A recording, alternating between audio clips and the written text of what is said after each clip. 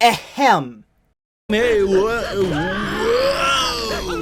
Wacky! Welcome back to the SpongeBob SquarePants Retrospective, the internet series that New York Times cites as belly-busting fun by Goliath. Always wonderful to see all of your familiar faces, as well as some new faces too. And new faces is something I'm going to be shining the biggest, brightest spotlight on today, so hope you aren't camera shy. When a TV show goes on for so long that its season count dips into the double digits, you'd think that eventually the well of things to talk about with said TV show would run dry. Thankfully for my YouTube career, the cartooning gods at United Plankton Pictures thought it was finally time to take the familiarity of this sponge that everyone thinks they know so well and pump him full of Red Bull energy drink. Season 10 marks the first ever major shakeup the SpongeBob series has ever seen, which is a bit funny looking back since it's something that's been in the show's lifeblood from its very inception. From here on out, the show is gonna go big on everything it does. SpongeBob is about to become so much more wacky and cartoony than it ever has been before. The storyboard artists are given more freedom to make the characters light years more expressive than they ever have been previously, and further integrate their own artistic sensibilities into the drawings. The medium of animation is taken advantage of tenfold, with a bigger emphasis on visual humor and surrealness, and episode concepts become way more creative, risk-taking, experimental, and visually driven. SpongeBob SquarePants is taking its Ren and Stimpy influence, something the show has had in its DNA since day one, need I remind you, and wearing it as a badge of honor. I suppose that the two current showrunners, Vincent Waller and Mark Ceccarelli, having previous experience working on Ren and Stimpy and Uncle Grandpa respectively, only meant that this was the next logical step for this already really silly and off-the-wall series. You know, like any show, after it's been on for a while, people kind of start getting into a groove and it just becomes a little less. So we came in and we went, time to shake it up, it's time to go big! Let's move these characters around. Instead of, walking across the room, let's bounce them across the room. Just little things that add to comedy. Look, I really liked Season 9B for doing a great job at mimicking the show's appeal in its first 3 seasons. But if SpongeBob SquarePants wanted to avoid getting stuck in another familiar and formulaic rut, things were going to have to evolve, and I'm so glad they did. I have nothing but respect and admiration for this era for putting the artists and cartoonists at the forefront, as they should be. Despite SpongeBob being a script-driven show now, all of the writers and showrunners in charge are still cartoonists at the end of the day, so it's not like they're phoning it in either. This change in approach to how SpongeBob is made has been controversial, to put it lightly. You are absolutely free to not like this new direction of the franchise. I have no room to judge. But after nearly 10 years of having to put up with some of the most moronic, ill-informed, and downright bad faith criticisms I have ever seen be hurled at a piece of media, I'm not staying quiet any longer. Heed this warning. I am going to take the absolute piss out of a lot of these criticisms. It's frankly embarrassing how much people don't know, or willingly choose to ignore to inflate their own critiques, about the animation industry and just make stuff up to get mad at, and I'll be sprinkling in my rebuttals against these complaints throughout the next several episodes. If you don't think you can handle that, then I suggest quitting this whole retrospective cold turkey. You'll be doing us both a favor. Actually, as a little teaser, here's my very first rebuttal. A lot of people say that the show was never meant to be like this, and that this new direction betrays what the show originally was. completely ignoring how Steven Hillenburg worked on this era of the show and really loved the more cartoony direction it was going up until his unfortunate death in 2018, and how many storyboard production images from the first 3 seasons have the characters with much more pushed and exaggerated emotions than what we see in the final episodes. The reasons for these being toned down is unclear and up to speculation, but my guess is that they didn't have the proper budget back then. Paul Tibbitt, one of the founding fathers of SpongeBob and cartoonist extraordinaire, has gone on record in an early interview saying that Season 1 was his favorite season of the show because of the artist freedom and how you can actually see the styles of the individual storyboard directors. It's almost as if this was the kind of cartoon that SpongeBob SquarePants was meant to be from the start, but got lost over time due to overly demanding production schedules. But enough bitching for a minute, because Season 10 was the show's biggest gamble. A testing ground to see if this eccentric spin on an old sea sponge would have any lasting staying power. Take a wild guess. Season 10 is composed of a puny 11 half hours and 22 episode segments, making it the smallest and shortest season in all the land. Apparently the culprit here is contractual legal obligations regarding the second movie. I mean, when you put seasons 9B and 10 together, they make a full 26 half-hour seasons, so I guess that could also be it. Good thing I got more than one guest star this time, so that this party can keep bumping a little bit longer. Grab your age-appropriate blunt instrument of choice and bring out your favorite cartoon sound effect MP3s. SpongeBob Season 10 is only just the beginning of the wacky upbringing.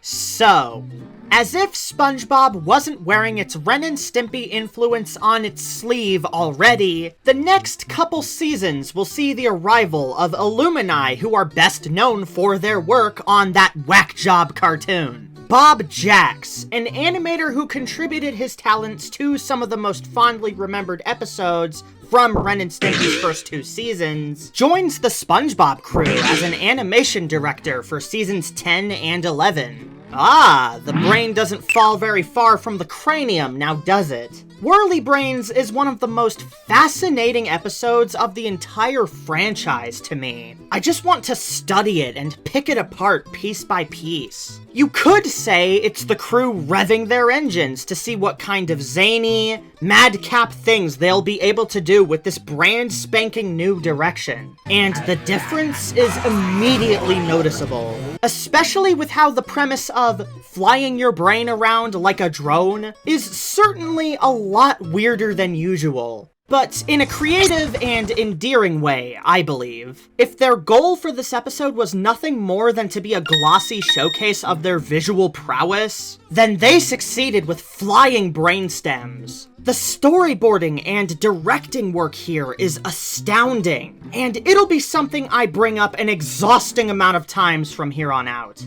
Where Whirly Brains falters, however, is kind of everywhere else. Don't get me wrong, this one isn't bad, but they've definitely got some kinks that, in all fairness, they'll soon iron out in record speed. I just don't think this one balances gags and plot very well. It's a little lopsided. Some of the visual gags with the Whirly Brains are very inventive and charming, but an overarching conflict doesn't kick in until around 6 minutes into this. Rather unfortunate, because I was on board with this unorthodox concept. Okay, here's another rebuttal to a common criticism I hear with this era. People like to claim that this era's use of over-the-top animation and bigger emphasis on visual gags is just a cover-up for poor writing, and that they just completely stopped doing dialogue-based humor entirely. I mean, sure. I guess I could see why one would think this. If their only exposure to these episodes was through people bitching about out-of-context clips on social media, and completely tuning out everything else. The way I see it, this crazier direction for the show uses its visuals to supplement the good writing, not replace it. And even then, people could just have a preference for visual humor over dialogue humor. One is not objectively better than the other. Despite the writing here admittedly being kind of sloppy, even this episode has some good dialogue jokes and character interactions. Patrick's moon-related meltdown being a reference to a Stephen King series that Bill Fagerbakke acted in was a nice touch. And Sandy and the old man, played by Ed Asner, rest in peace, savagely roasting each other is really good too. There's a decent bit wrong with Whirly Brains for sure. I think this one is just okay, outside of the diaper gag, which like, why? But don't act like the hundreds of episodes in this era are all exactly like it. Sheesh. 6 out of 10, number 16 on the list. This is an excellent introduction to what the visual style of the show is going to be like for the foreseeable future, but it does not represent the tone and writing that I'll be lusting over for several episodes to come. The best thing on display here has gotta be the re-established and officially canonized Mr. Krabs and Mrs. Puff relationship, though. I'm glad they both got their happy ending. All hail Pingle Bingle Money! Bingle bingle money. Hey, Wacky!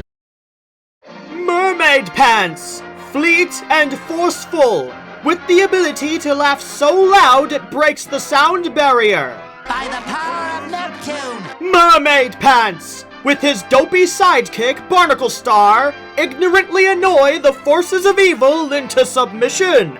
Oh no! The Bring It Around Town! Ugh! Mermaid Pants! Dimwit of the deep! Who let that guy in my house?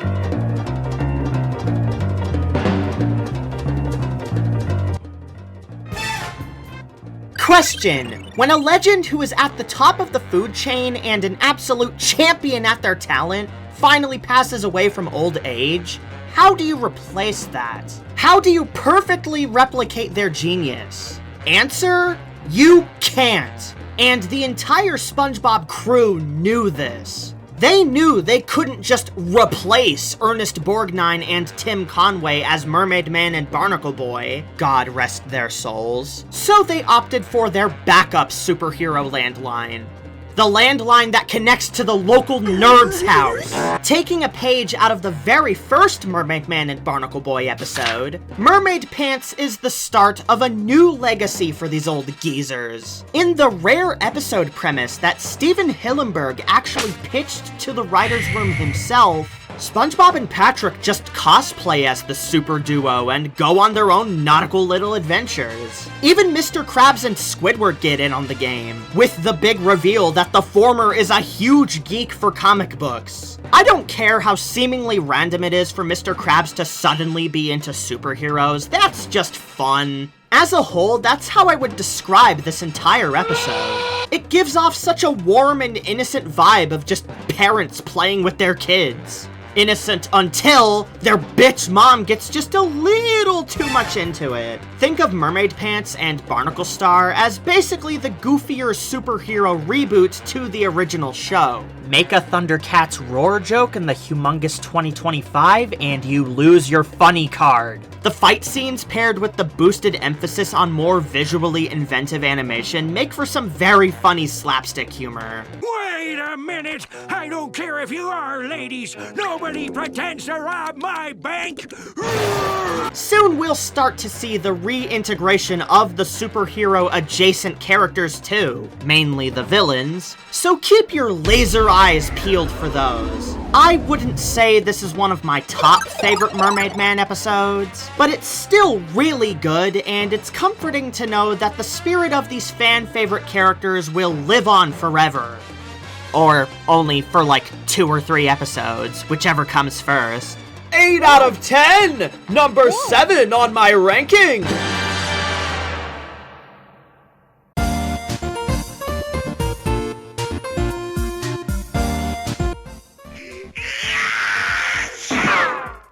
Ooh, I didn't even need any more examples to show that SpongeBob and Squidward episodes have absolutely clapped back, but by all means, be my guest. This time, these simpleton sea creatures are featured on an episode of House Hunters, which was this episode's original title.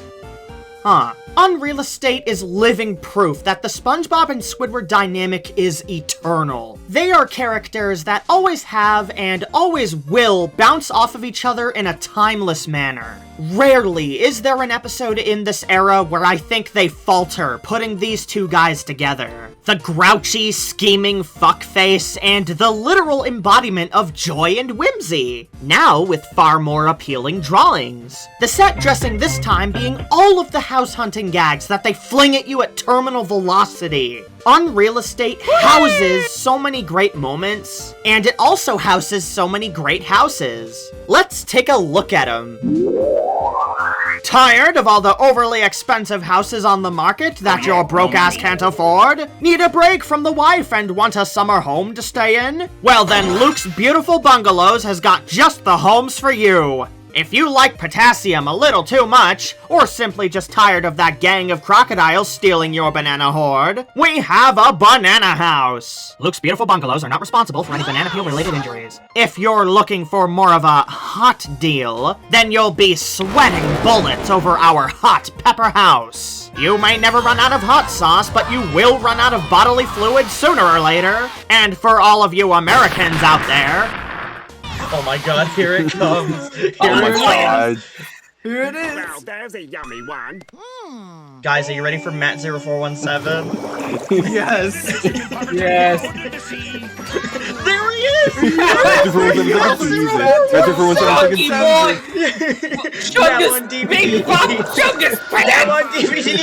Matt 0417 second season. Matt 0417 second season. Oh. Luke's Beautiful Bungalows. House is so cheap, you'll question my credibility. An episode that really makes you feel at home with an awesome character dynamic and some great comedy. And I'm not just saying that because this is one of the few episodes to have aired on my birthday. Pineapple allergies are a rare but real thing that exists, so it's entirely possible that SpongeBob's house has sent someone into an allergic shock before. Huge fan of the rocket house at the end too. Gives off some retro future vibes that Golden Age cartoons used to be obsessed with. 9 out of 10. Number 6 on my list. That's not all though, because we have some pretty significant crew members making their debuts. Ben Gruber, also known for his work on Teen Titans Go and Unikitty, becomes one of the main writers on SpongeBob for a little bit. Considering that he's one out of only 4 main writers in Season 10, that's certainly a major responsibility that he takes in stride. But nothing, and I mean nothing, compares to the introduction of the third new director, Adam Polowian, my personal favorite artist to ever work on SpongeBob. He started out as a layout artist for the second movie, then became a plussing storyboard artist for Season 9B, and has now reached the top of the totem pole by becoming the third major director for the next few seasons. His art style? Insurmountable. One of the greatest cartoonists I've ever seen. Like, just look at some of his art. His directing chops? Incredible. He's basically the Chuck Jones of post-sequel, due to getting a lot of the most iconic episodes of the whole era. His idiosyncrasies as an artist are something I'm never going to shut up about, and Unreal Estate is a perfect starting point for him.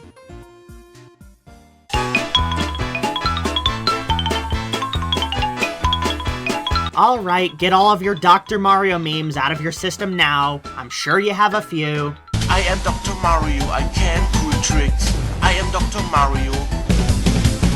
Do you think Dr. SpongeBob can also cool tricks? When you think about the vast array of locations across Bikini Bottom, you start to realize we don't spend an intimate amount of time with most of them. That's another reason why I tremendously approve of the location hopping a lot of these new episodes have, and why I'm so glad we're not stuck with Season 7's lazy ass anymore. The Bikini Bottom Hospital is a place we've seen numerous times throughout the show, yet up until now we've never had a full episode take place here, so Code Yellow automatically stands out from a lot of others. And with the catalyst being that Squidward wants to get a nose job, especially after it was revealed just a few short episodes ago that his schnoz is actually way more bulbous than he presents to the public. Yeah, I'd say that's pretty justified. Outside of all of the nose-related humor, my favorite thing about Code Yellow is just how violent and brutal the slapstick is. Like, even more than usual. With a setting as sensitive as a hospital, you'd think they would tread more lightly and be careful as to which characters get hurt. But if anything, it's the complete opposite here. People being crushed by Mrs. Puff's iron lung, SpongeBob dumping a guy's skeleton out and then forcefully shoving a display skeleton inside the guy's body, SpongeBob putting Squidward's body through hell during the surgery. Like, look at that! He's treating Squidward's body like a psychopath would treat their murder victim. That's so metal, I love it. Some of the gross out here can be a tough pill to swallow, but for an episode about noses, I'm just glad there aren't any booger scenes. This is another really good SpongeBob and Squidward cartoon. 8 out of 10, making an incision at the number 11 spot on the ranking. I get if this one makes you squeamish. I mean, heck, my younger brother had to have horrifying scoliosis surgery about 3 years ago, so I get it. But I'm still able to find a lot of humor out of it. Oh, and Squilliam's head makes a cameo appearance too. Cool. Wait, Squilliam spotted?! It's time. Remember last time when I relayed the story of how Goodbye Krabby Patty was 50% responsible for getting me back into the SpongeBob franchise? Well, here's the other 50%. Allow me to unspool a quick introspective yarn, as Mimic Madness means more to me than nearly any other episode across the whole series. This is a journey of both wonder and self-discovery. This is Mimic Madness.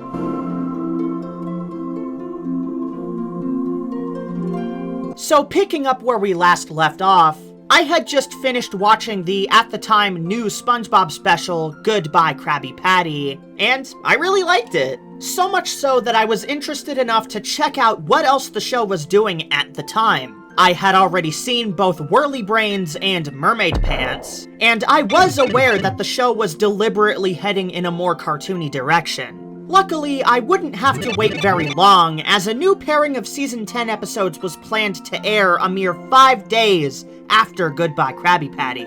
The only thing I knew about the first episode in the pairing was the basic plot logline from the SpongeBob wiki, with this new story apparently being about SpongeBob imitating people to make them happy. I waited a few days, got in front of the television, and was about to bear witness to a piece of animation that would legitimately change the course of my life forever. I mean it with complete sincerity when I say that I was not the same person after those 11 minutes had flown by. I was just in utter shock and amazement. I hold Mimic Madness in an impossibly high regard purely because of its sheer importance to me. It's an episode that has helped me recognize what I enjoy in the media I consume. It is the piece of media that made me realize I wanted to be a cartoonist, before I found out that the animation industry is a festering cesspool, but that's besides the point. And in a domino effect way too complicated to get into right now, it's helped me make friends that I still have fun with and cherish to this day.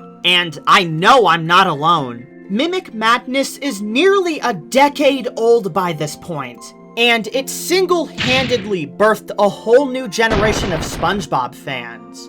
That is powerful. It's not even just my nostalgia talking either, as this episode is just as amazing now as it was over 8 years ago. This is Tom Kenny's best vocal performance in a SpongeBob episode ever. I don't know who he had to sell his soul to in order to turn his vocal cords into solid gold, but it's genuinely some fantastic voice acting work. Not only can he do great imitations of the other main characters, but he can also sing one of the most emotionally resonant songs the show has ever made, while still doing those imitations. This is also one of the most creative ways I've ever seen a memory loss plot be done. This one only looks so good because of the stretchier and wackier animation that the first 3 seasons could only dream of. And by God, this episode won an Emmy Award! One that's actually deserved! A significant episode to me, a significant episode for this era, and a significant episode of SpongeBob SquarePants. I wonder what kind of facial contortion you would make if I brought up that this isn't even my favorite episode of Season 10. Welcome back, SpongeBob. 10 out of 10. Number 2 on the list. I am so eternally grateful that I exist in the same universe as this outstanding piece of entertainment. Everyone, from the writers, board artists, directors, voice actors, showrunners, and the hundreds of others should be proud of what they've created here. I genuinely wish I had more to say about Mimic Madness, but its raw legacy backing it up speaks for itself.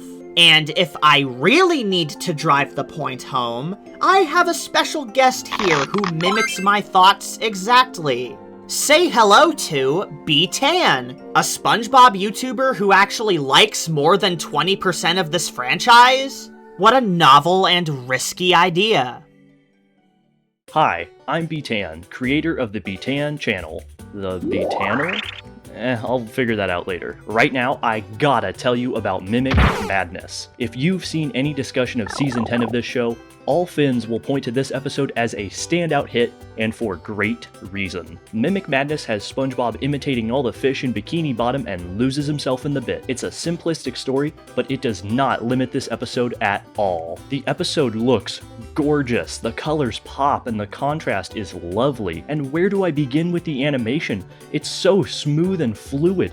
You really get a feel for how spongy the Bob is. They use the stretchiness of him to great effect. And not just him. Everyone moves with a perfect weight to them, with one of my personal favorites being Squidward getting whipped right at the start. Tom Kenny is already a voice acting machine, but this episode really cements it and pushes it further. I don't know how he is able to imitate all of the major and minor characters while voicing SpongeBob and even singing with it. His Squidward impression is one of my favorites, while the first fish he ends up imitating sounds so perfect and close to the guy. What did they feed Tom Kenny to do this? It's insane, not just for a SpongeBob episode, but a cartoon episode in general. And let's not forget the rest of the cast as well. They deliver great performances, especially with Mr. Lawrence, who I do not think has ever dropped the ball for any episode.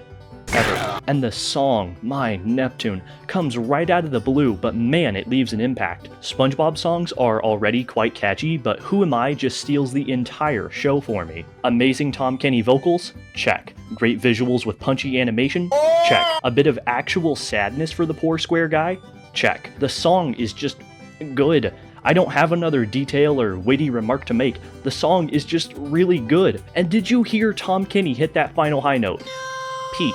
The last bit I want to mention was the characterization. This feels like a homey, classic, vintage episode. SpongeBob misunderstanding a joke that Squidward makes and proceeding to wreak havoc on the town and eventually himself is prime, pure SpongeBob SquarePants. It's a fun avenue to explore and one I'm honestly shocked they didn't make earlier. This episode just feels like they had fun making it. There's so much love poured into it. Everyone nailed this episode, from the cast to the creators. There's a reason why this is the fan favorite of Season 10. I love this episode. It's a beautiful breath of fresh air in a season already full of fresh and fun ideas. Thanks to Luke for having me on here. It's been a blast. Alright, I'll worm my way out of here. Get it? Worm? Because the next episode's about worms? You'll get it. Probably.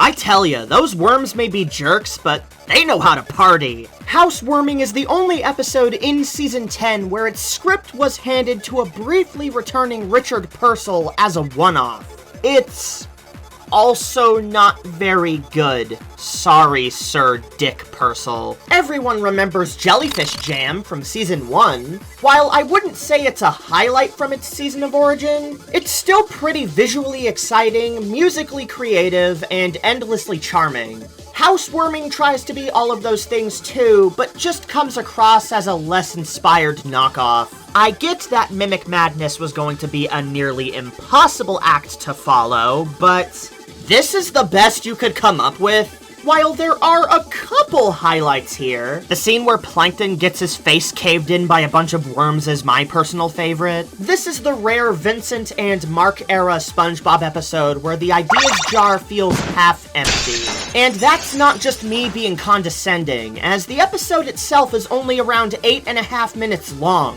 What occupies the remaining 2.5 minutes is a prequel short called Clam Up, storyboarded by Adam Polowian. I appreciate what they're going for, but if anything, this short actually hinders my enjoyment of this one. Now that we know why Prickles the Worm needed somewhere to stay in the first place, it just makes him an even more unlikable character when he takes advantage of SpongeBob later. Guess that's why he's named Prickles. Jeez. 4 out of 10, worming its way to number 21 on my ranking. In a season that made it its mission to push the boundaries of what SpongeBob was capable of, this wiggly pile of colorful spaghetti just isn't gonna cut it. I can't wait for my opinion on this episode to be copy-pasted onto the ScumbBob wiki. Wouldn't be the first time. Real talk for a sec, but I very much do not wish to be associated with this website that honestly functions more as a children's daycare than it does an actual wiki.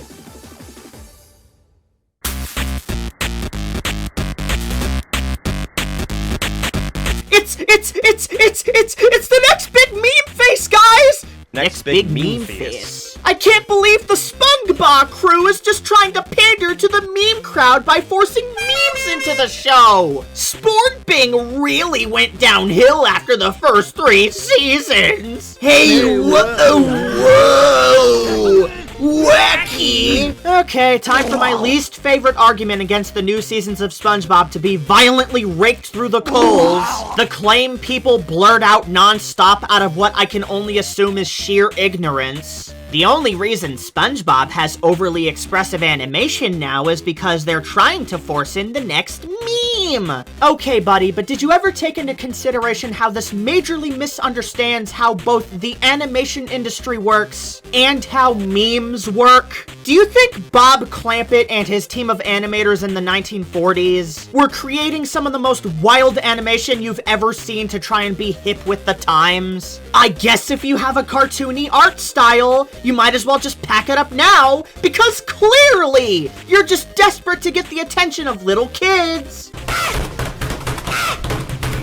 Jingling keys, heard the day. People like this are why so much adult animation is filled with Family Guy ripoffs. Now, that's not entirely true, of course. As of recording this, I actually recently watched Genndy Tartakovsky's Primal for the first time, and it is one of the best looking and sounding cartoons I have ever seen in my entire life. You know online discussion around this topic has gotten insufferable when Dave Cunningham, someone who has been working as a director on the show for over 10 years now, had to come out of the woodwork recently and confirm that the artists who work on the show draw expressive faces because that's simply what they like to do and have the most fun doing. Yes, SpongeBob is an inescapable influence on meme culture, but that fact is also poisoning some of your dumbass brains. I usually don't get this hostile, but as an on-again, off-again wannabe cartoonist, some of the crap people say just makes me hit the ceiling.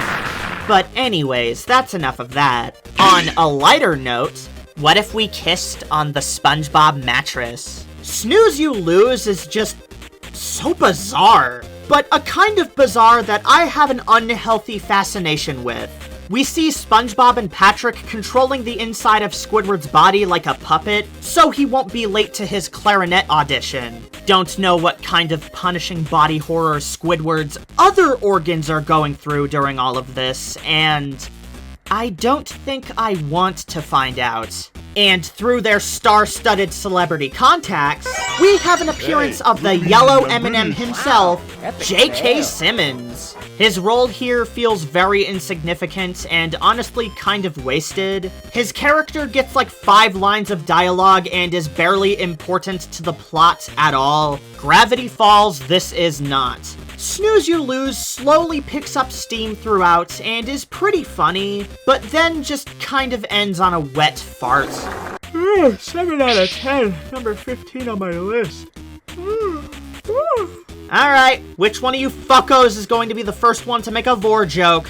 Actually, I'll do you one better. Here is a real storyboard panel drawn by a professional storyboard artist for an official SpongeBob SquarePants episode. Yep, I'm not joshing you. This is a drawing from Fred Osmond's rough storyboards for this episode, which you can still find on Vincent Waller's abandoned YouTube channel. Hey, I'm not complaining, I think it's fucking hilarious. Working in animation must be so much fun under the right circumstances.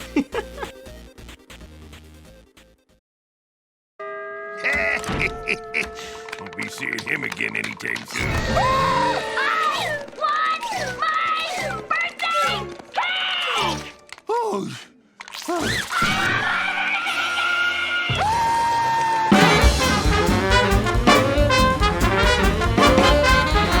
If you're looking for a SpongeBob episode that is just a pure, unadulterated, chaotic, fast-paced screwball comedy that feels like a 1940s cartoon, then Krusty Katering is probably an episode after your own heart. Wanna know something that turns my heart ice cold? New permanent mainstay side character, Lady Upturn. Not this whore. Originally referred to as Miss Mildred, she's effectively just Squilliam's one-dimensional replacement. And even people who like these new seasons of SpongeBob generally dislike this character. Myself included. She doesn't even have any fish-like features at all. She just looks like a tiny pink human homunculus. On the positive side, I personally think she actually has a small handful of good appearances throughout the franchise, with this being one of them, since it is her debut after all. Don't worry though, the further we go on, the more unbearable this rich bitch is going to become. Anyways, when I said that Krusty Katering was chaotic, I really meant chaotic. The focus here is split between 4 characters who are just trying to make sense of this mansion that's so shiny, it could flashbang you into blindness. Squidward wants to Me Too his way into a jazz band. Patrick gets fatter by the minute and hogs all of the food for himself. Mr. Krabs has some daddy issues, and he's the daddy. And SpongeBob is just trying to keep everything together. All of it culminates with an explosive finale with real explosives. Not a fan of the snot scene at the beginning, but everything else here moves with such a kinetic energy that I cannot get enough of. 8 out of 10, number 8 on the list. This and Snooze You Lose have a dedication in the credits to Barry Anthony, a composer for SpongeBob SquarePants who sadly passed away in 2016. He composed a lot of the clarinet music you hear in the show, and since both of these episodes feature Squidward playing his clarinet, his dedication here feels appropriate. Rest in peace. Speaking of instruments though, is that blue saber fart? Why is he blue? Where do they keep coming from?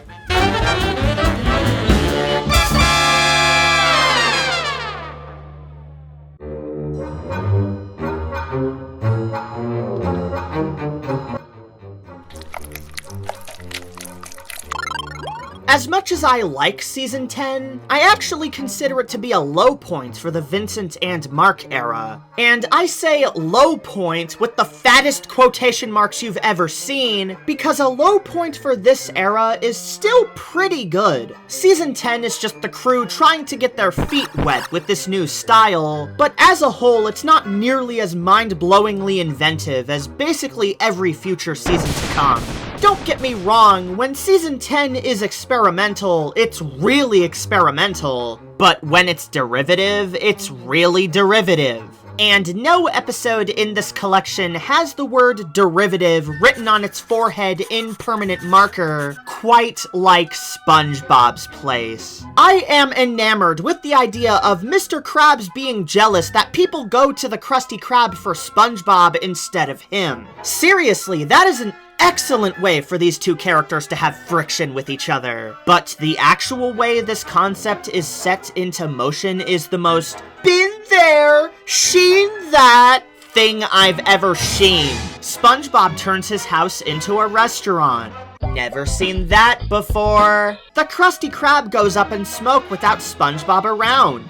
Never seen that before. SpongeBob runs a successful business that makes the Krusty Krab yesterday's news. Girl, I don't even like Patty Hype that much, but it's still an improvement over this. Normally, I could forgive the unoriginality, but the story and writing here is so undercooked. No character in SpongeBob's place has any agency whatsoever. SpongeBob just goes along with what he's told the whole time. And Mr. Krabs completely forgets about his jealousy after SpongeBob leaves. Heck, Bunchabob and Crabbert come to a mutual understanding when there's still 2.5 minutes of episode left. So most of the remaining runtime just feels like dead air. The road to SpongeBob's place is paved with good intentions, but next to nothing here is original to this episode alone. 4 out of 10, number 20 on my ranking. Though to add to the big 1-0's already really massive tip jar, compared to my bottom 2, this one has a decent amount of highlights. I quite enjoy some of the visual humor on display. Squidward's I Hate People song is one of the realest things the show has ever done. And this is the first episode to have ex-Ren and Stimpy animator Kelly Armstrong as the rough storyboard artist. Her art style is nothing short of nutty, and I really love the way she draws Mr. Krabs in particular. She almost never draws him with a nose, and it looks so funny.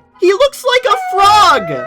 Oh, wait, okay, I take back everything I've said. This is the episode with this meme. These Krabby Patties are the best. Best damn Krabby Patty I've had. So, you trying to fuck? Meow, fuck out the way.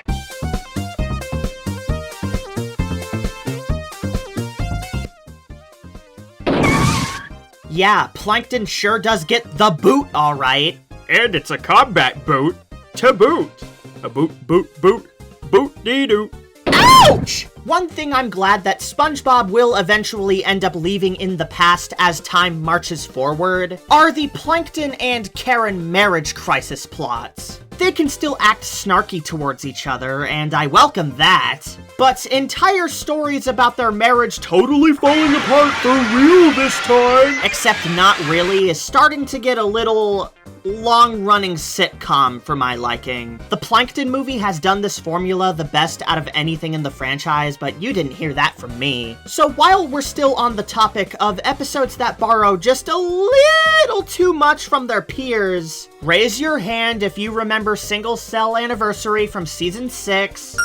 1, 2, 3, 4, 4.2, 5, 6, 7, 7.5, 8, 9, 9 3/4. Okay, so basically everyone. Okay, so take that widely acclaimed episode, and then rupture its emotional core. What you're left with is the first SpongeBob and Plankton episode we've had in millennia, but at the cost of any other intrigue. SpongeBob and Plankton being roommates is a fun idea, which you know must be true if I'm complimenting the bad roommate trope. And thankfully, they don't reach into their usual bag of tricks for a story like this, but there's still a glimmer glaring lack of anything to care about here. Props to them for making the first Plankton episode in this era that isn't about him trying to lure the secret formula into his kidnap van, and the sexual harassment joke is, I'll cook up a scheme to make her jealous and crush her spirit.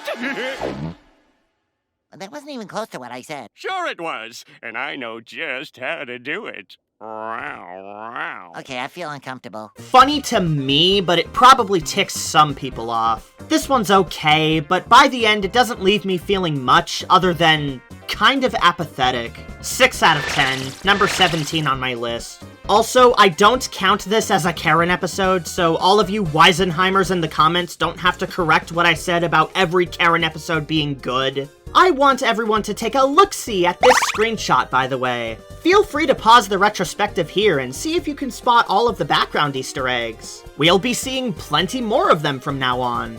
Hooray!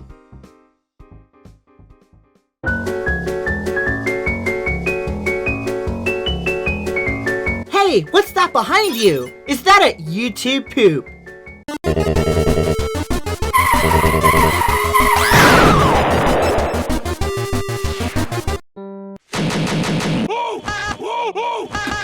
You got it! Penis! On your head!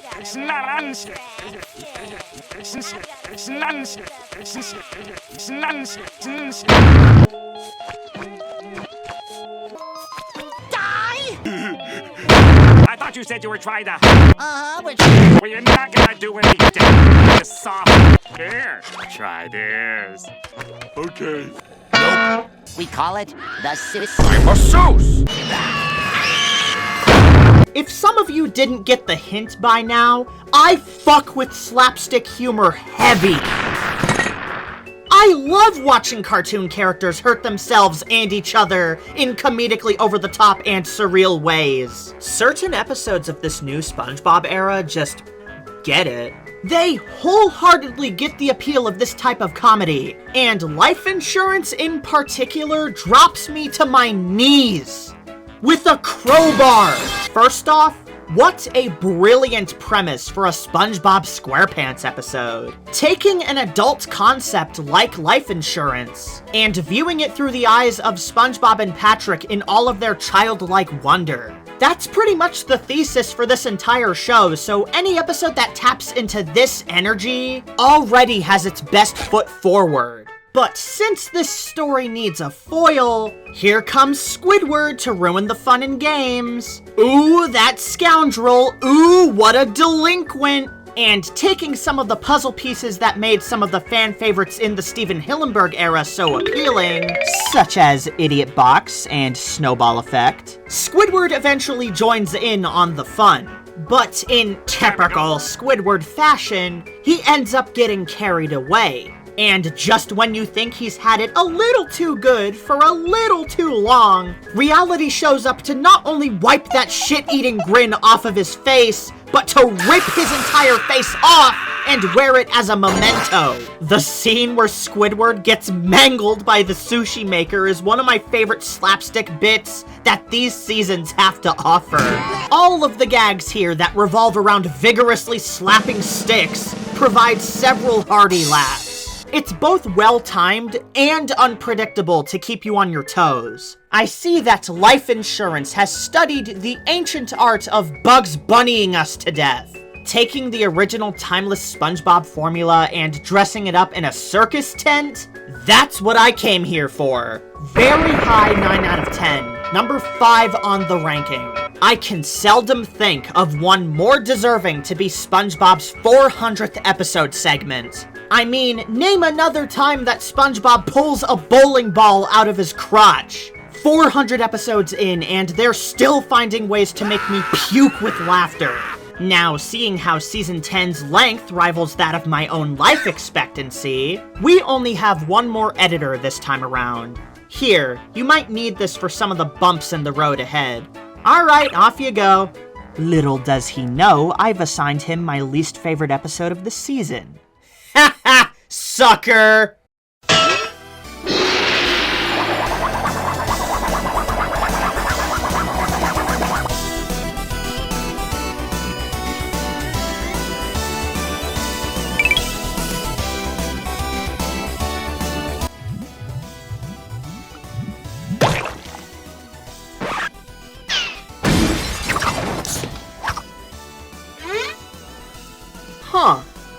I guess that episode title was onto something.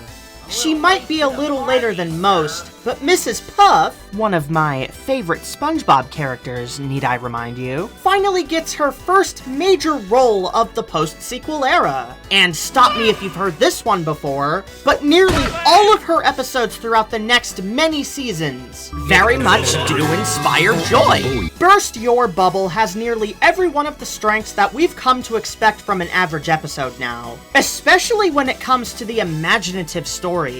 Remember earlier when I said that the current crew usually doesn't go forward with an episode premise unless it has a lot of fun, cartoony, visual potential? Well, the first boating school episode we've had in a while is the first one this season that my mind always goes to when thinking of a visually driven episode. Speaking of driven, it would be very, very poggers if the bubble boats became drivable vehicles in a Nickelodeon kart racing game, I think. The way they're able to seamlessly combine two facets of SpongeBob's personality to inspire a town-wide change, and then seeing Mrs. Puff's reaction to the town-wide change feels so innovative. Ah, bubbles and boats. The perfect fairy tale narrative. I'm sorry for your loss. And hey! You see these two characters? The ones who interact all the time and whose synergy we know inside and out. Well, now their dynamic is flipped on its head. Summer Job could never! The role reversal here may come in later in the story than Summer Job, but it's executed a lot better. Get bent, Season 7! SpongeBob already has a bubbly personality as is, so I suppose this is the next logical step.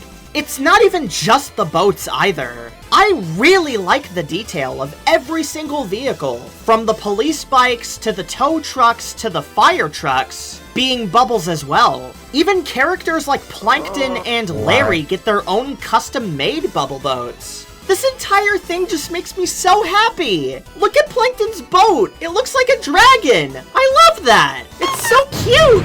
It's not even my favorite boating episode of this era, but it's still amazing! And before things get too sickly sweet, here's some crabby cheeks to destroy your innocence.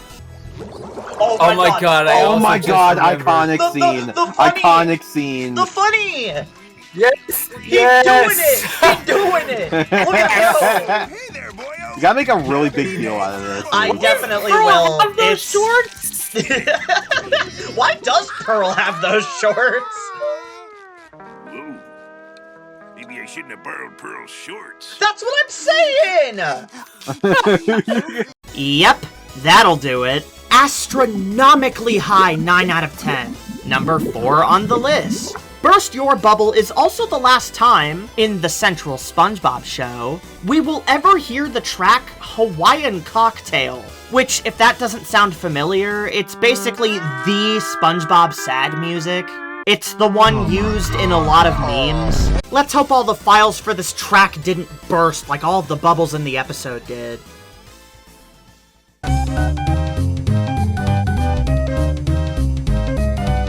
You know, the cool thing about the bad episodes in this era is that usually when an episode sucks booty butthole, which is already rare, they're not the type of bad that makes your brain melt out of your ears like a lot of seasons 7, 8, and 9A. Post-sequel's worst usually suck for more captivating reasons. In doing research, I found that housewarming is the most widely disliked episode of Season 10, but might I suggest a different, small, colorful dildo instead? Go ahead, play the animation. 3 out of 10, very bottom of my Season 10 ranking.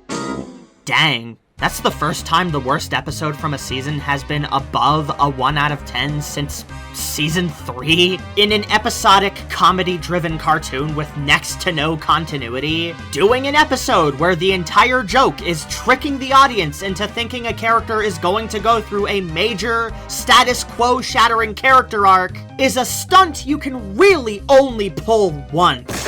Fooling me once destroys a level of trust. So trying to fool me twice?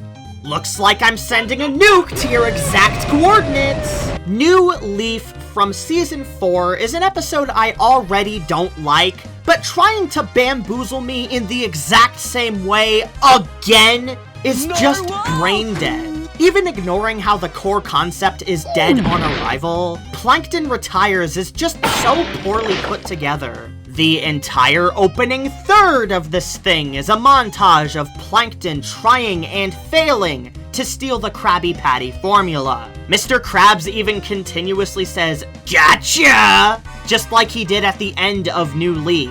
Do we really need to be re-establishing this already painfully obvious info to the viewer? Don't even get me started on how they do the twist reveal at the end, where SpongeBob and Krabs also sent robot doppelgangers in their place to trick Plankton. I get that I probably shouldn't be thinking about it and that it's just supposed to be a dumb, surreal gag, but where did they get those robots?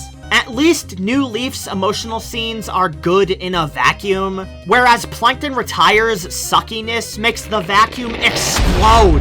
This is an episode I've disliked since day one, and because of that, I've always thought of ways they could have better executed this idea.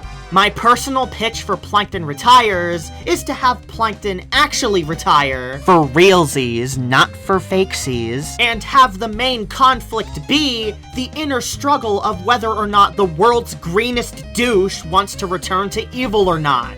If we really want to push this further, why not introduce a new villain character for Krabs and SpongeBob to battle to further get under Plankton's skin? That would have made this original! Wow, what a shocking revelation! Hi, this is off-script Luke here. Walter, you don't have to edit anything for this part if you don't want to.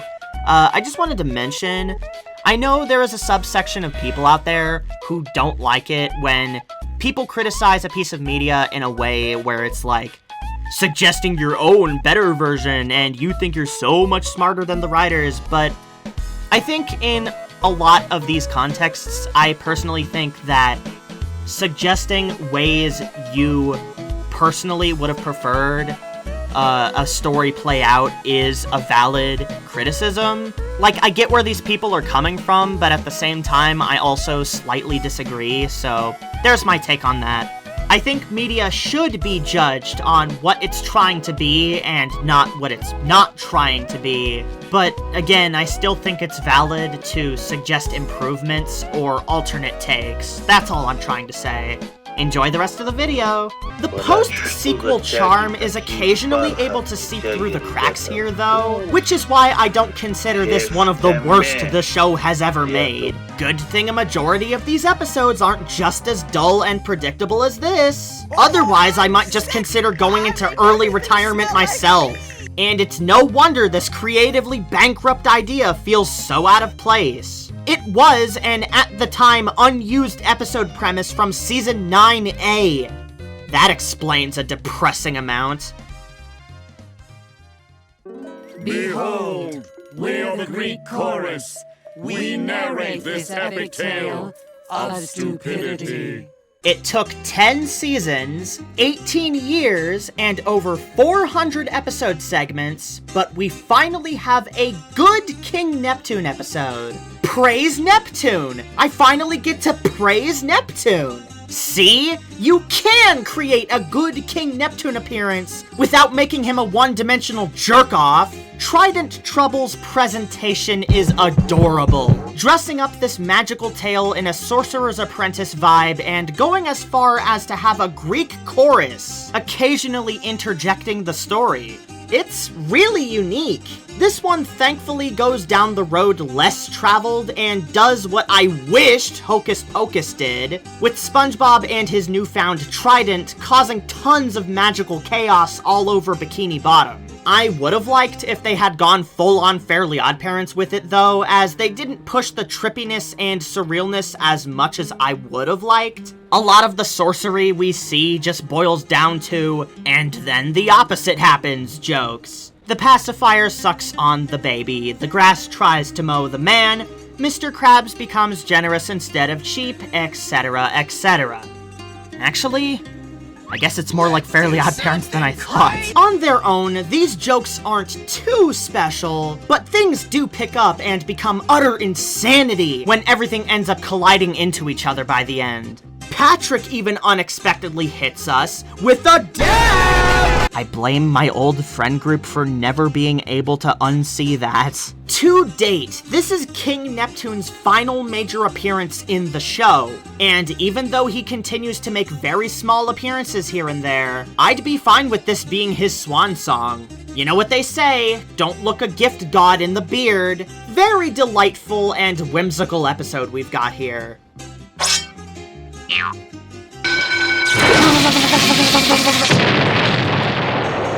Behold! 8 out of 10! Number 9! Oh, and because I don't know where else to put this, look it. Sound really giddy and happy, like yay! Okay. Starting with Season 9B, Tom Kenny himself becomes the main voice director for SpongeBob. Considering how his fellow voice actors talk so positively about him during interviews, this promotion was definitely the right call. Mr. Kenny is considered a voice acting god, so talking about this here felt appropriate. Krusty Krab action figures aren't free, you know! So get your parents' money and you can have it.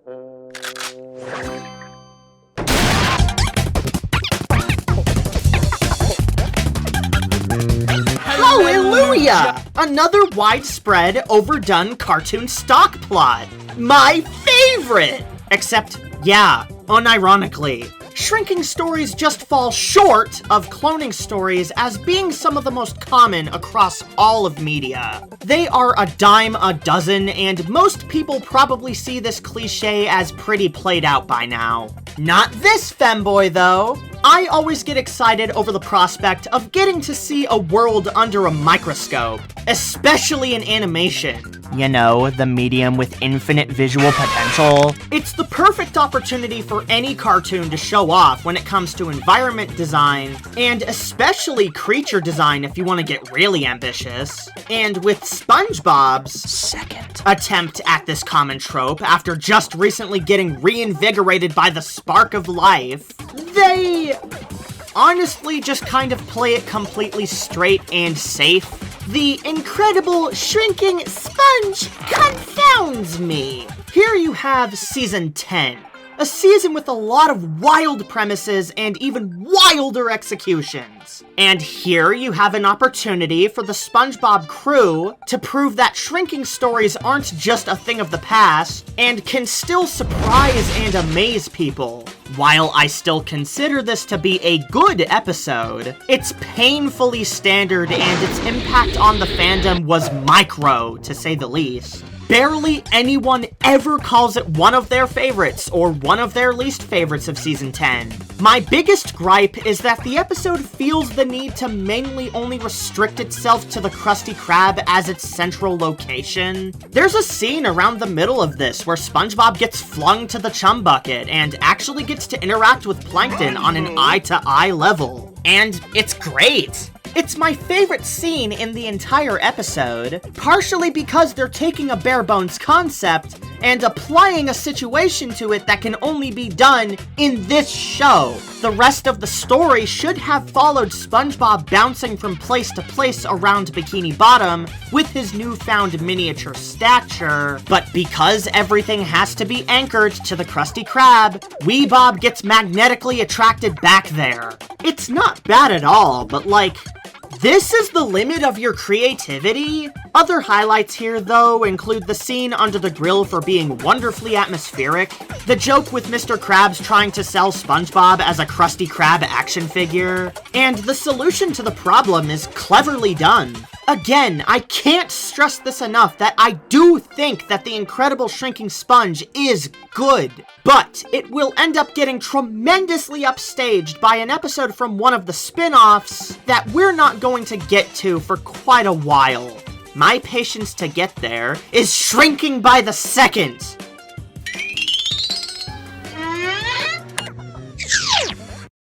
Haha, very funny. You took a figure of speech and applied it literally. How rambunctious of you.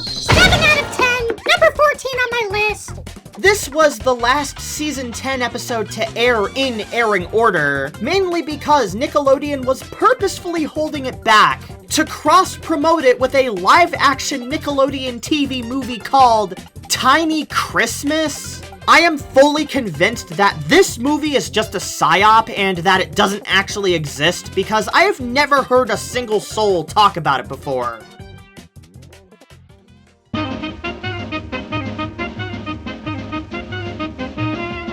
I've got a little riddle for you. What do you do when you're a long-running cartoon knee-deep in its 10th season, and, with the exception of mini golf specifically, you're way behind on meeting your obligatory sports-themed episode quota? Well, you see, you just smash them all together into one crazy winner-takes-all sporting event episode. Does it surprise you at all that this episode was made to coincide with the 2017 Kids' Choice Sports? Now that SpongeBob has taken a more appealing direction in my eyes, and seeing how some of the greatest Golden Age cartoon shorts of all time are sports-themed, a new SpongeBob episode that takes advantage of these mostly uncharted waters is sure to win me over, right? Well, let's see. Ooh, a swing and a miss. Yeah, I don't like sports very much. And that's not because I don't like sports very much. Outside of bowling and tennis, which are peak non-fiction. Back in Season 8, I brought up how the appeal of sports stories for me usually either comes from character-driven competitiveness, or the even more painful than usual slapstick humor. Guess what this episode with a stupid-ass, impossible-to-pronounce-ass title doesn't have? Looking at the scoreboard, that's 0 points for the competitive side. SpongeBob and Patrick are only locked in a fake competition with each other because of Squidward's rules, so there goes that excitement. Then the episode has the audacity to tease us with a Squidward versus Sandy match, a character pairing we rarely ever see, and what could have led to some incredible chemistry, only to have the entire climax just be Sandy hurting Squidward in sports-themed ways, while Squidward stands around and does nothing. What the hell? And picking up that ball and running with it. How in the name of the NFL football theme music did they mess up the slapstick humor? They were not cooking with this one, sorry to say. But how could this be? It can't be the timing, since this episode has Bob Jacks as the animation director, who also worked on Life Insurance. Life Insurance is actually the perfect point of comparison here, as a Vincent and Mark episode that does this type of humor right. Sports has the timing down okay, but it's missing one crucial key element. The secret ingredient that made Life Insurance such a home run. The unpredictability. You knew that the characters in that episode were going to get hurt, but you never knew how they were going to get hurt. Every gag catches you off guard, on top of having angelic comedic timing. Whereas here, when you see a scene where SpongeBob, Patrick, Squidward, or Sandy are holding a horseshoe or a bowling ball or what have you, it's like, gee, I wonder how the characters are going to get hurt. I wonder what's gonna happen. That's such a far cry for this era of SpongeBob, which usually has fantastic slapstick humor. But it's not like it's all bad, though. Sometimes this episode can score a few points. The new sports stadium set piece is very memorable. A couple of the jokes are actually pretty funny. This is, to this very day, the only main series SpongeBob episode to use the iconic Wilhelm scream. And Sandy's basketball outfit she wears here is her alt costume in Nick All-Star Brawl. A bit of an obscure pick, but it's always nice to see some newer SpongeBob representation. Not a bad episode, but one that still fumbles pretty hard. I mean, damn, you know you've struck out when even this episode's director, Dave Cunningham, didn't enjoy working on it. And he's a sports fan! 5 balls out of 10, landing a gutter ball at number 19 on the ranking. I guess this being my only 5 out of 10 for this season means that this qualifies as the midword of the video. I wonder where he is anyway. Oh, well there he is, the little rascal. He is just off playing the most boring made-up sport of all time, mid-ball. On the topic of sports, we have another special guest, and a pretty unconventional one at that. My younger brother, Evan. He doesn't really watch cartoons that much, as he is way more, into sports than anything else, but, you know, he likes SpongeBob. He'll watch SpongeBob on occasion. And giving him an opportunity to talk about a sports episode is, right up his alley, so yeah. Evan, you have the floor. What is up, guys? It's your boy Evan here, aka Luke's brother. I'm gonna be reviewing the episode Sportz. I like this episode a lot because obviously it mentions sports, and I'm a sports geek. And SpongeBob and Patrick find a box with all these sports equipment. They don't know what it is, and I like the wackiness of it because they get hurt with it, and they get hurt even more when Squidward comes around and teaches them how to play it the wrong way. But Sandy comes and saves the day and cooks Squidward in these sports. I also liked how they got hurt a lot in this episode, not because I like injuries, but because it's realistic, and in sports, that's what happens a lot. You play the sport, you get injured. So I just like how people got injured a lot in this episode. But yeah, I really enjoyed this episode. There were some funny gags, like when it zoomed into SpongeBob and Patrick, and it had that screeching noise. I thought that was pretty funny. And yeah, in conclusion, this episode was pretty good. Obviously, I liked it because of the sports, but yeah, it was pretty good. Thank you for having me on here, Luke. See ya, SpongeBob geeks. I'm gonna go play my PlayStation, probably play a sports game, and adios.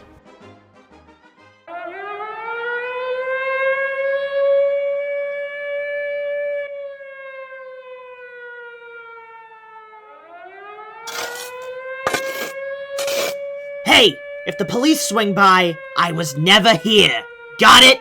Oh, fuck yeah! I love the Getaway! It's an episode that just goes, and never lets its foot off the gas. They unload every single possible gag that they could conjure at a rapid-fire rate that's so rapid, it's almost overwhelming. And having a setup this criminally brilliant, it becomes easy to see how they did it. With SpongeBob unknowingly becoming the getaway driver and subsequent tormentor for an escaped prisoner, Sticky Fins Whiting, played by special guest Joe Pantoliano, as they burn rubber trying to avoid being arrested by the police. Meanwhile, Mrs. Puff teams up with the criminal's real getaway driver, Dorsal Dan, played by other special guest Steve, you see that clock? Buscemi, to track our main pair down, while also getting a little too intimate with each other in the season where they re-establish Mrs. Puff's relationship with Mr. Krabs.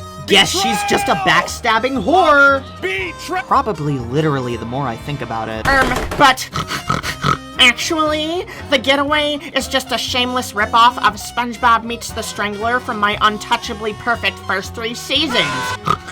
Shut up, bitch! Sure, the general formula here is very similar to that Season 3 classic, but the Getaway does more than enough to stand out and justify its own existence. What, are we gonna start calling every episode where SpongeBob and Patrick bug Squidward a ripoff of Bubble Stand? There's so many facets to this one that I just want to yap about endlessly that my voice alone could power my own getaway vehicle. I don't even know where to start. The gag where SpongeBob rearranges his brain like a Rubik's Cube and then makes a face from hell is a homage to Ratfink, which is also what one of my avatar stills is referencing, in case you didn't know. The scene where Sticky Fins gets absolutely rocked by a bunch of different shaped coral has the coral spell out Kaz, which is a cute little nod to the man behind the script for this one. SpongeBob's dim-witted student driver photo we see here actually reappears again in the remake of the Battle for Bikini Bottom video game. Oh, and most horrific of all, SpongeBob canonically has a body count. I suggested having this lesson in the cemetery because I thought you couldn't kill anyone here, but now I'm afraid you're disturbing the dead. And they say post-sequel doesn't have any dialogue humor. Get real. I delight in how densely packed this one is. Not a single millisecond feels wasted. And this being one of the only SpongeBob episodes that entirely takes place at night, further adding to the sneaky yet invigorating atmosphere, is the flaming cherry on top of this roadkill sundae. 10 out of 10. Escaping to number 3 on the list. Mimic Madness may be the Season 10 episode with the biggest importance to me, and my number 1 spot may be the Season 10 episode that unhinged my jaw the most, but The Getaway is Season 10's fastest and funniest episode. And sometimes that's all you need. Oh shit! I've been had! Come on, let's cheese it! To the Luke van!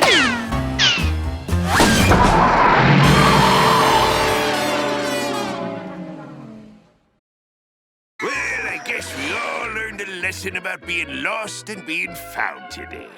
What's that, Mr. Krabs? I don't know.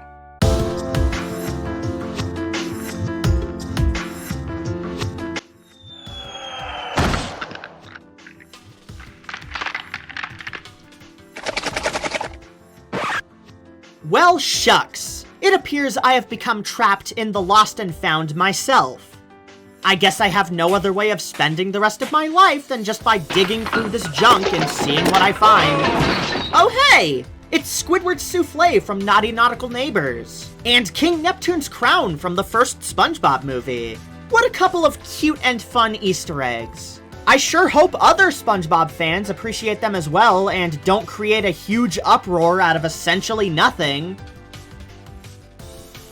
Ugh, okay, let's touch upon this real quick.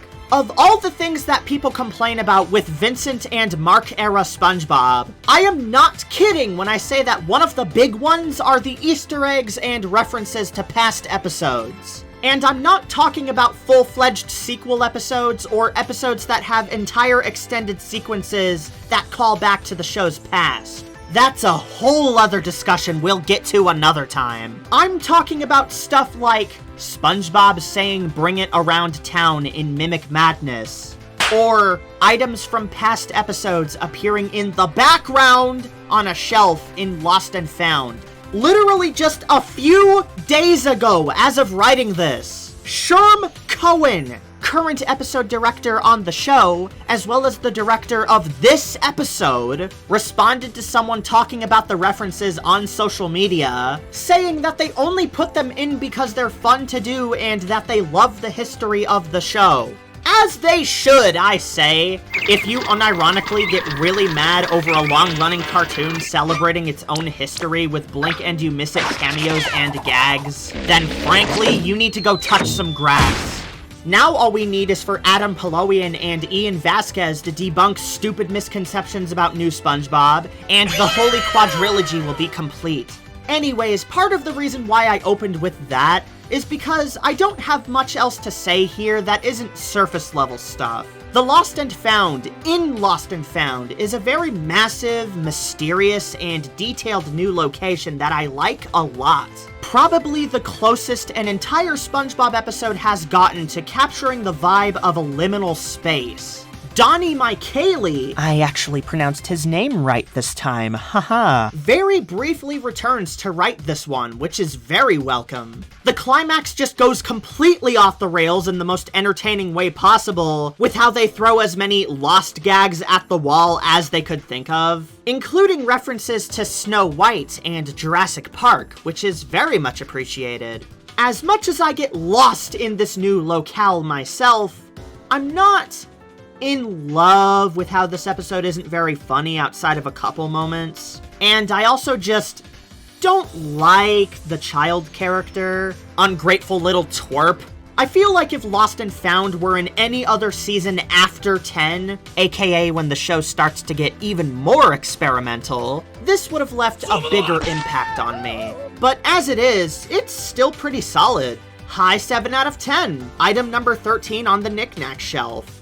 You know what I'm glad they found again, though? Squidward's new catchphrase again! Yay! These weren't lost. They were all lost.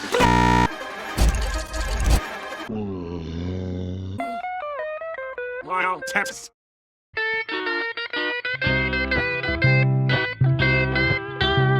Do I need to continue to drill it into your skull just how good of a character Patrick is again? I mean, for crying in the sink, Patrick's Coupon is an entire episode about Patrick deliberately going out of his way to do something selfless and kind for SpongeBob for no particular reason. What else do you people want? Something about this one that I've always really liked is how this is one of the very few episodes where Kelly Armstrong's art style is actually very noticeable. They keep the appeal of most of her rough storyboards intact, which leads to a lot of very bizarre but also very awesome and hyper-expressive looking drawings. Outside of Whirly Brains, Patrick's Coupon takes the crown as the wackiest episode of Season 10. Hey, whoa!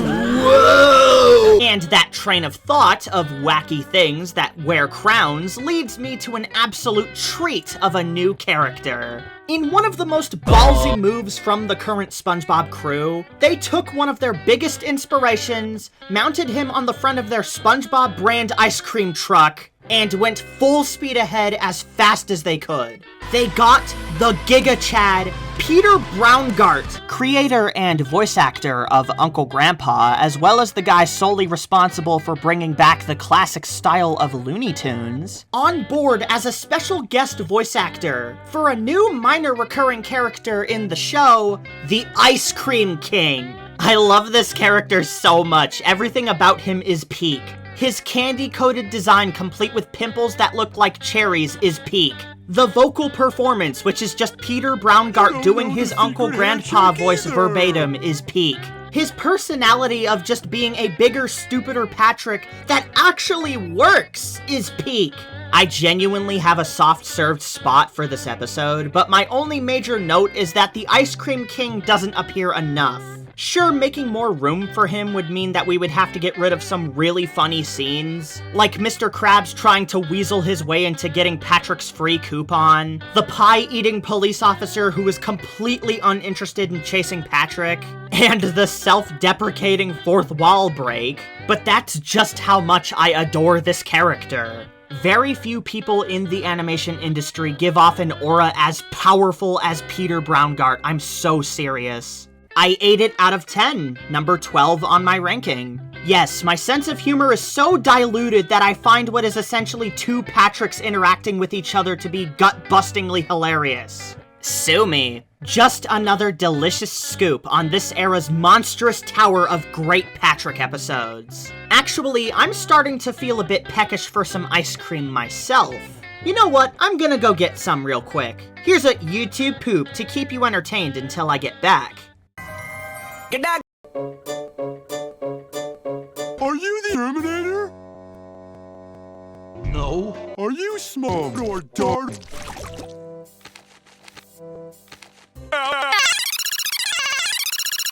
Jeez! Let's see your head. Try my poop. But poop? Hey, you. Hey! B-52, we got a runner! B-52 eastbound, heading towards the Burger King! Alright, so for those of you who thought that me just wanting ice cream at the end of Patrick's Coupon was just a dumb non sequitur gag, allow me to prove you wrong, because I have got myself some Baskin-Robbins cotton candy flavored ice cream. I have been wanting cotton candy ice cream for so long because I love this flavor, but I have not been able to find it anywhere recently, and I actually went out and went shopping for some ice cream for this bit because, again, I was genuinely hungry for ice cream, and lo and behold, I was actually able to find the cotton candy flavor at Food City. So thank you, Food City, for that. I am very much going to enjoy this. Here's my dog, Belle, over here. Or at least one of my dogs. Hi, Belle! Hi! Aww! She was sleeping. Sorry, Belle, I didn't mean to wake you up. You can go back to sleep. Chewy's sleeping with my mom, by the way. But this is Belle. Aw. But yeah, got my ice cream, so I am very much going to enjoy myself. Hope you enjoy the Out of the Picture segment.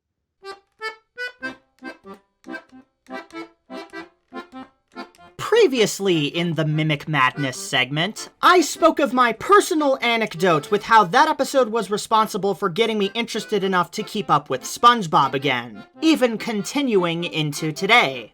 That also includes witnessing how the internet reacts to most episodes, and boy, oh boy! At the time of its airing, Out of the Picture was easily the most quote-unquote controversial episode in Season 10. And by controversial, I mean a handful of people got really mad over some of the dark humor the episode provided for about a week, and then promptly forgot about it afterwards. I suppose that's what happens when your season is so short and harmless, it leaves very little room to complain.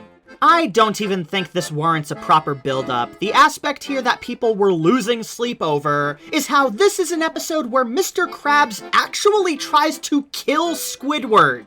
Exclusively during the third act. The premise of Out of the Picture is that Squidward tries to sell his art at the Krusty Krab, but when an art appraiser tells Mr. Krabs that Squidward's art will only be worth big bucks once Squidward is dead, Mr. Krabs tries to 4D chess some scenarios to make it seem like Squidward has kicked the bucket, so he can collect the money. Conveniently, a lot of folks seem to leave out the oh-so-crucial detail that Mr. Krabs merely tries to send Squidward to faraway places at first to greatly exaggerate his death, and then only attempts to murder him in the third act once he's run out of patience. And with a giant cartoony Looney Tunes-ass mallet, no less.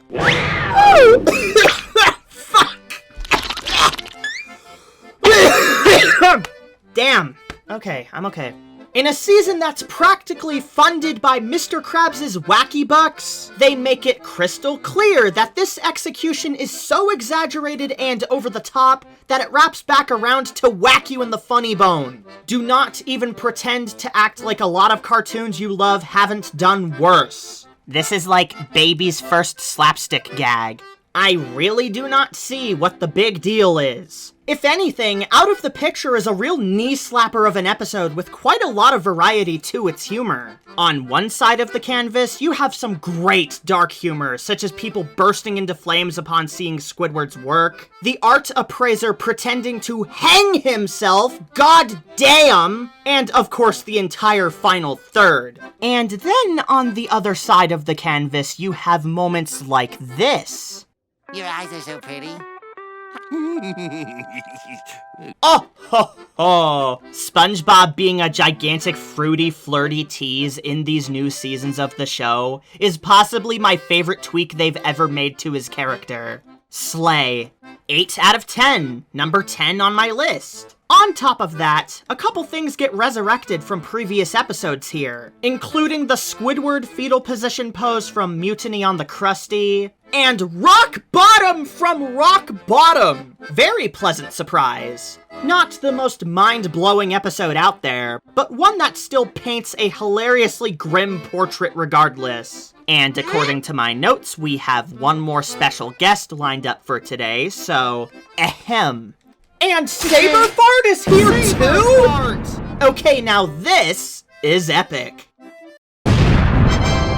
Hey guys, it's everybody's favorite YouTuber ever, Saber Fart. I have invaded this YouTube video to warn everybody about the worst episode ever. Out of the Picture is so friggin' bad, it ruined my life. This episode is a prime example on why modern SpongeBob is complete garbage. It low-key has everything that makes it the animation atrocity it is. Just one of many examples. For one, the animation is way too friggin' wacky. The expressiveness ticks me off. It low-key looks like it's trying to make the next big mean face.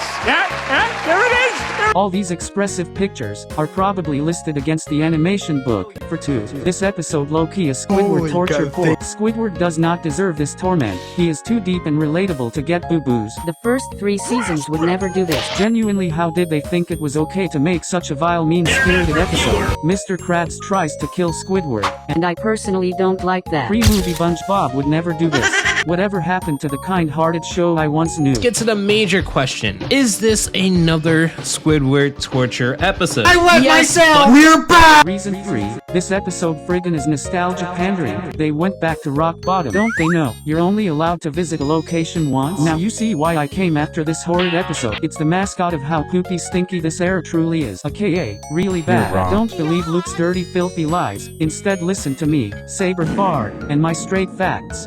Beep beep boop boop bop beep boop. Really? I was so confident that Mimic Madness was going to remain my favorite episode of Season 10. Boy, was I proven wrong at the second to last possible minute.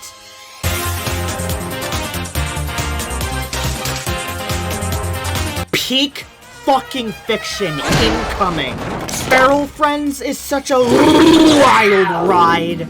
There are barely any other SpongeBob episodes out there that I would consider as big of a game changer as this one was. I distinctly remember reading the premise of this one before it aired and thinking to myself, oh, so everyone in Bikini Bottom are going to become furries? No.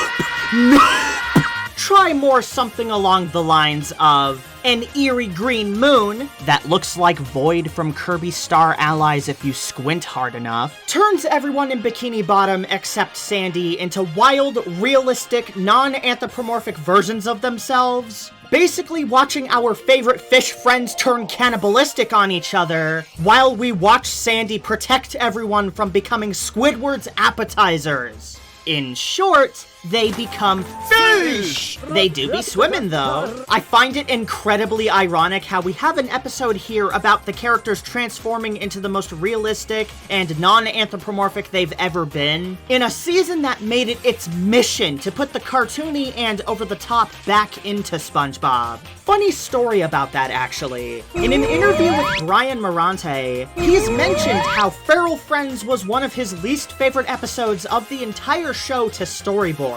Not because of the actual quality of the episode itself, but because having to constantly draw the characters anatomically correct was a pain in the dick for him. Oh yeah, and it's here where we get one of the biggest plot twists in SpongeBob history. It is revealed here that Sandy is just casually friends with the French narrator, and we finally get to see what he looks like in his diving suit, and even the submarine he pilots. Oh, but he doesn't just show up for a quick scene. No. He is one of the main elements of the story and actually does things for the plot. Do you even comprehend how massive that is? It's such a barbarically badass reveal, especially for a show that's been running this long. Implying that, like, I like how they every say- friend you have just has, like, a stock image of them that exists. What the Yeah. fuck was that? Nature Was that special effect? What was that YouTube poop ass? My only thing is the photo should have been a real squirrel. That literally is like a YouTube poop effect. Wait, are you talking about, like, the volcano erupting? The volcano. What Yeah, the that fuck was that right there is just like Yeah, YouTube like poop crap. effect. Just like the fisheye effect. Well, the volcano looks like doo-doo. So I just have to keep Squidward in the shade for a couple of hours. We even get to see Patchy and Potty again! Yeah! In their first live-action appearance since Season 6. Not counting the wraparounds for the Legends of Bikini Bottom miniseries. As an aside, real quick, I find it fascinating how Potty is the only character in the series to be voiced by a different voice actor in every era of the show. Steven Hillenburg and Paul Tibbitt voice him in their respective eras, but in the Vincent and Mark era, he's actually voiced by Doug Lawrence. Crazy. And if all of that didn't tickle your nature boner something fierce, then get this. Feral Friends is an episode that has legitimate educational value by spitting straight facts about the species these characters are based off of.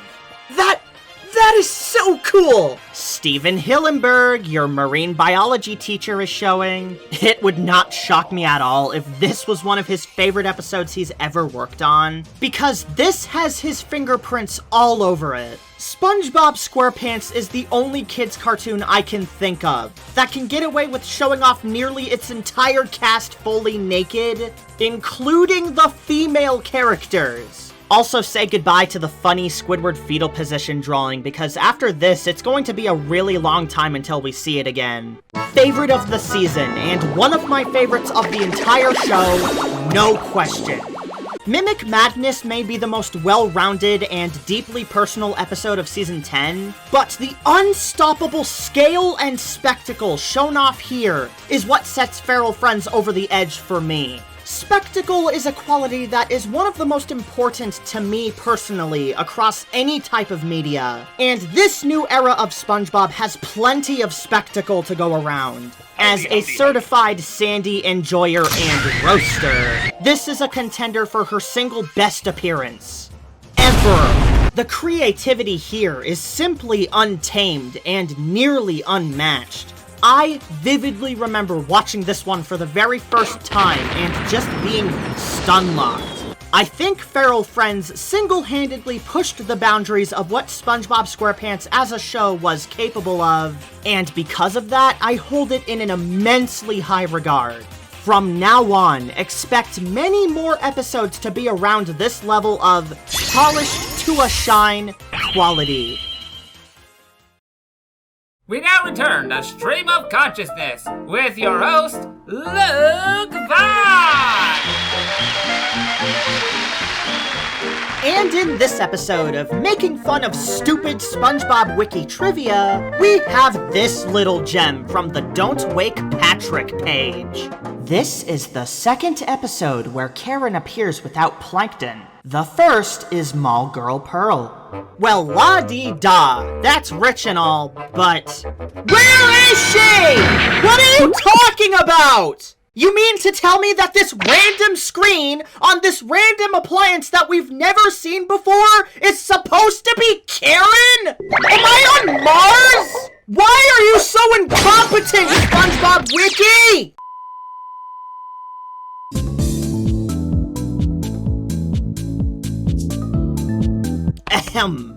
Well, on a less IQ-draining note, it's time for another Luke's Wacky Fact. Everyone's favorite. Don't Wake Patrick is one of the very, very few episodes in the Vincent and Mark era to actually be storyboard-driven rather than script-driven. The outline was written by Mr. Lawrence, but Brian Morante was the one who kept the ball rolling by scripting and storyboarding this one. Pretty cool. Wanna know what else is pretty cool? SpongeBob getting his hands full of starfish cheeks. This is one of the most gay-coded cartoons I've ever seen, and I'm not entirely sure if I'm joking anymore. Outside of that, and a very welcome reappearance of Glove World, this one is just fine. The plot is fine. The gags are fine. The characterization is fine. Everything is fine. You'd think a sleepwalking cartoon would be ripe for comedic potential, but compared to how I've seen other shows execute this idea, it's clear they're not exactly bringing their A game here.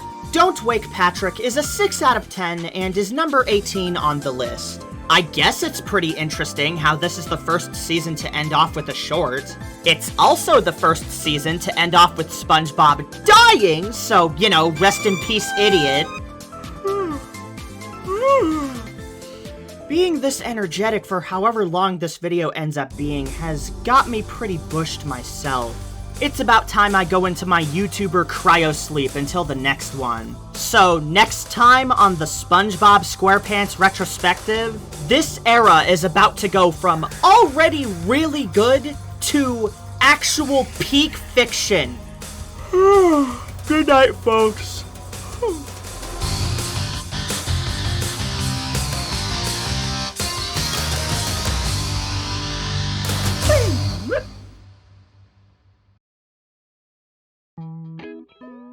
It appears you have reached the end of Phase 1 of the wacky upbringing. stay tuned for next time, and things might get even wackier. No, but seriously, thank you guys so much, as always, for watching. I know that's kind of getting repetitive for me to say at this point, but I mean it every single time. And as always, thanks to everyone who helped make this video possible. Thanks to Walter for editing half of this damn thing. Thanks to Dawn, my friend Dawn, for doing the Sponge Luke drawing in Mimic Madness. Thanks to Sid for doing the drawing in the Snooze You Lose segment. Thanks to Sean for not only doing the drawing for the Incredible Shrinking Sponge segment, but for doing the thumbnail art. Unfortunately, Roy won't be able to do my thumbnails anymore, as he is just way too busy now, so Sean is going to probably be my thumbnail artist from now on, so hope you guys are looking forward to that. And of course, as always, thanks to Bermunzi for doing the YouTube poop stuff. Thanks to Betan, Saberfart, and my younger brother Evan for guest starring in this video. I figured since, you know, Season 10 is so short, why not have multiple guest stars just to make the video a little bit longer? You know, the sad thing is, or not really sad, I guess you could see it as more of an improvement than anything else, but you know these videos have really come a long way when, and I haven't checked anything yet, but the Season 10 video will probably end up being longer than any of the videos, any of the retrospectives from the first 3 seasons, which is insane to think about, honestly. I mean, keep in mind, Season 10 is the first season of the show that I actively kept up with from start to finish as it was airing on TV, so even though I wouldn't put Season 10, like, too terribly high on my overall season ranking, it's a season that still means a lot to me personally, if that makes any sense. And on that note, I really want to make something crystal clear for everyone watching. And in case I didn't already make this obvious, I am not the end-all be-all when it comes to SpongeBob opinions on the internet. I'm just doing this to get my opinions out there. And, excuse me, even though I have very strong opinions regarding this franchise, especially when it comes to the new episodes, I don't want you guys, you know, the viewers, to take my opinions as facts. I really encourage y'all to watch a lot of these episodes and seasons on your own time and form your own opinions, you know, on, you know, SpongeBob, on the early seasons, on the new stuff, on whatever. Please, for the love of God, don't just mindlessly parrot my opinions. You know, if you go out of your way to watch the, if you go out of your way to watch the new episodes of the show, and you just so happen to agree with a lot of the stuff that I say, good, cool, awesome. And if you watch the new episodes of the show and you don't really get anything out of it, good, cool, awesome. You know, it's, I really don't want to be just my word be the end-all be-all, because that's not really what this retrospective is about. I mean, sure, there are things I say in this retrospective that kind of clear up misconceptions regarding the show, but that's a completely different can of worms, you know?